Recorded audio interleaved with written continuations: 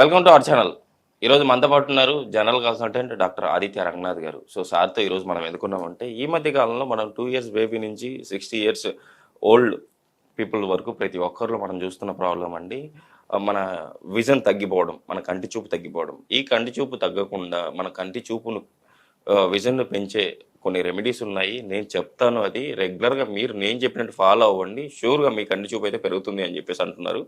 So ఈ remedy ఏంటి, ఎప్పుడెప్పుడు మనం వాడాలి, ఎలా మనం వాడితే మన విజన్ ఎలా పెరుగుతుంది, ఈ విషయాలను సార్ ద్వారా తెలుసుకుందాం. నమస్తే సార్. నమస్తే సార్. సార్ నిజంగా సార్ 2 ఇయర్స్ బేబీ కూడా స్పెట్స్ వస్తున్నాయి సార్.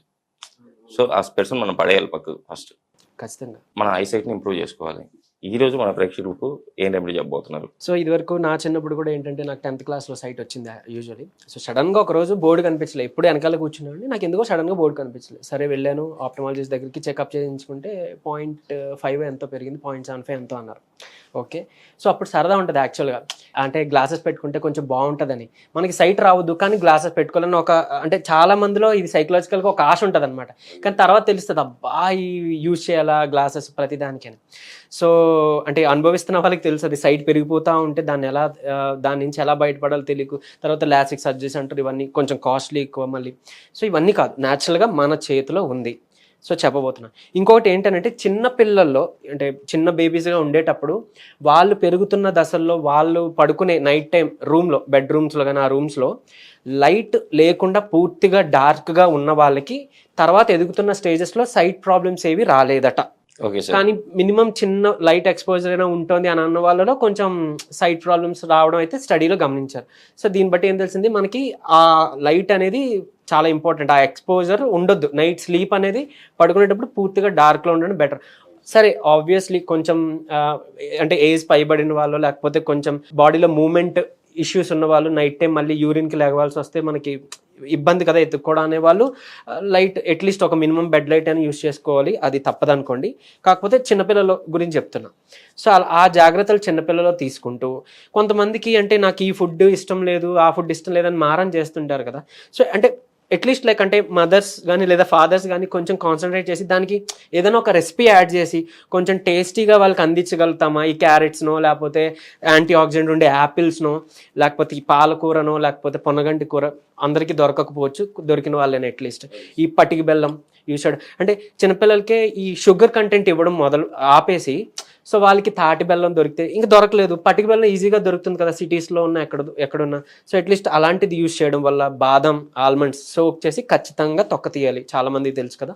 సో ఇవి యూజ్ చేస్తే అట్లీస్ట్ వాళ్ళ డైట్లోనే మనం ఐసైట్ని చక్కగా ప్రొటెక్ట్ చేసి ఐసైట్ ఇంప్రూవ్ అవ్వడానికి అనమాట. అంటే ఐసైట్ అంటే విజన్, ఐసైట్ రెండు ఇంప్రూవ్ అవ్వడం. సైట్ అంటే మనకి ప్రాబ్లం కాదు, సైట్ ప్రాబ్లం వచ్చిందంటేనే మనకి ఏదో ఇష్యూ ఉందని. సో సైట్ని ఇంప్రూవ్ చేయడం అనమాట, ఇలా చేసుకోగలుగుతాం.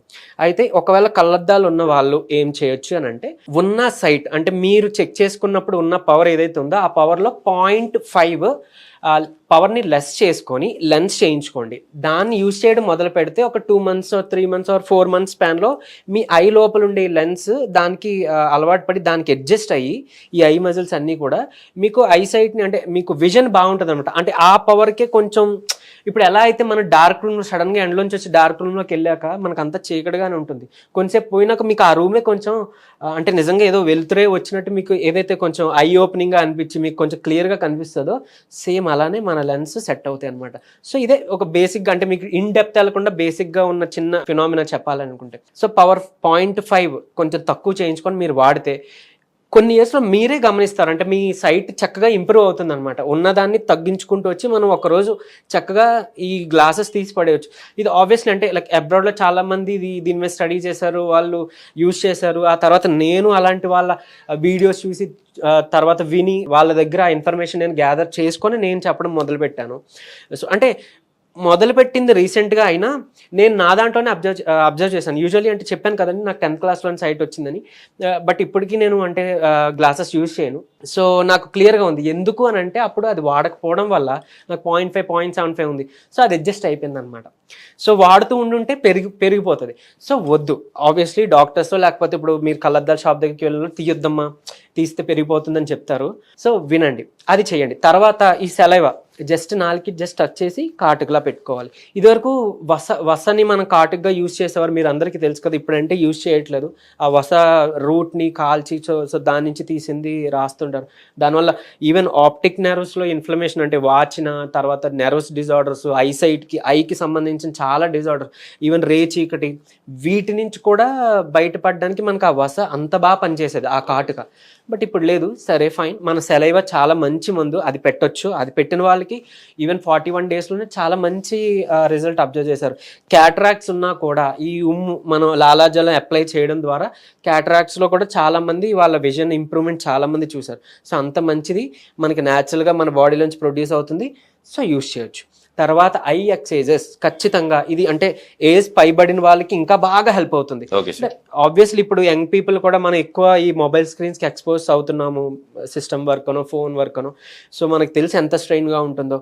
సో వాళ్ళు కూడా అట్లీస్ట్ ఒక 40 మినిట్స్కి ఒకసారైనా ఈ మజిల్స్ని, ఇది ఒక 40 టైమ్స్ 1 2 3 4 అలా ఇలా ఇలా ఇలా ఇలా, లేదంటే ఈ చుట్టూ మజిల్స్ని కొంచెం ఇలా మసాజ్ చేసుకోవడం ద్వారా, లేకపోతే ఐ ఎక్సైజెస్ అంటాం, హెడ్ తిప్పకుండా జస్ట్ దీని ఓన్లీ ఐ మూమెంట్ రొటేషన్ అనమాట. సో అలా చేసుకున్నాం.